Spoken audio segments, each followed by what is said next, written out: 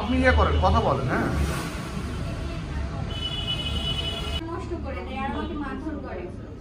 তো আমাদের এলাকার লোকজন আর তার এলাকার লোক করবে আর কত এগুলা করবে।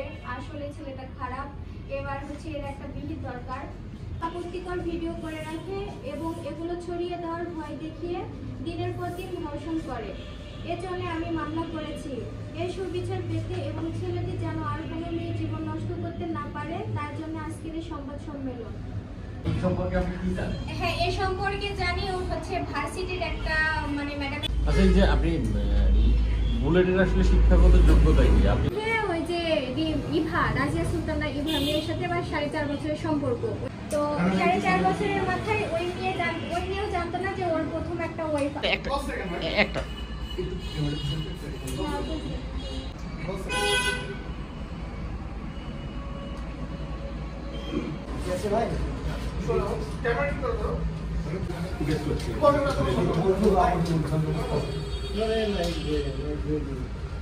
আমি আওয়ামী লীগের সময়ও বিচার পাই নাই, আবার বিএনপির সময়ও ওর দাপট দেখাচ্ছে সবার জোরে। তাহলে কি আমি বিচার পাবো না বলেন?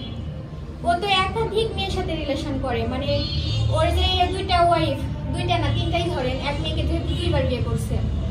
তারপরে হচ্ছে মিতু নামের একটা মেয়ের সাথে রিলেশন ছিল, সুরাইয়া নামের মেয়ের সাথে।